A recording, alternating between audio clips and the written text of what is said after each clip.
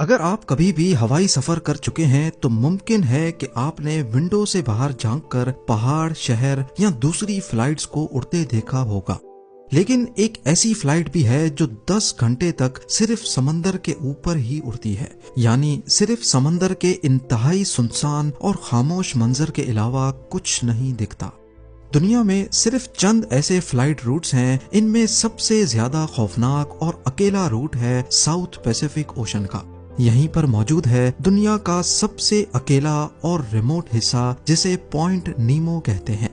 लाटेम airlines की flight 800 जो Australia से चिली तक जाती है, ये इसी बेपनाह तन्हाई के पास से गुजरती है। ये फ्लाइट पॉइंट नीमो के करीब से गुजर कर जाती है, जहां से करीबी जमीन हजारों किलोमीटर दूर है।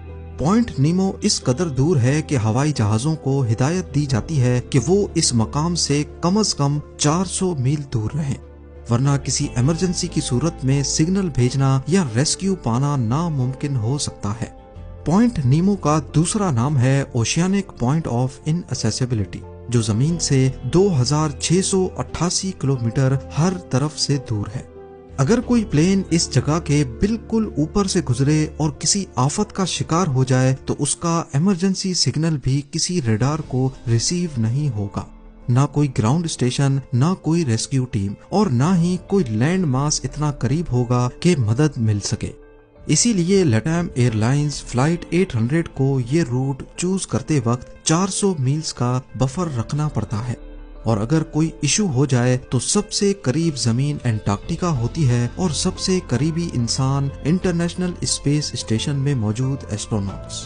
ऑस्ट्रेलिया की क्वांटस एयरलाइन भी अपने बोइंग 7879 ड्रीमलाइनर को सिडनी से सैंटियागो तक इसी रूट पे चलाती है, और ये रूट एंटार्क्टिका की कोस्ट लाइन के इतना करीब से गुजरता है कि अगर किसी इमरजेंसी में लैंडिंग की जरूरत हो तो मैकमुर्डो स्टेशन ही आखिरी ऑप्शन होता है।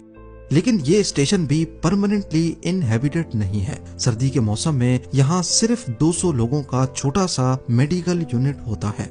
सोचिए, अगर 300 लोगों का प्लेन एंटार्क्टिका के बीच इमरजेंसी में लैंड करे तो उनका क्या होगा। ना हॉस्पिटल्स, ना इंफ्रास्ट्रक्चर और ना कोई प्रॉपर सपोर्ट।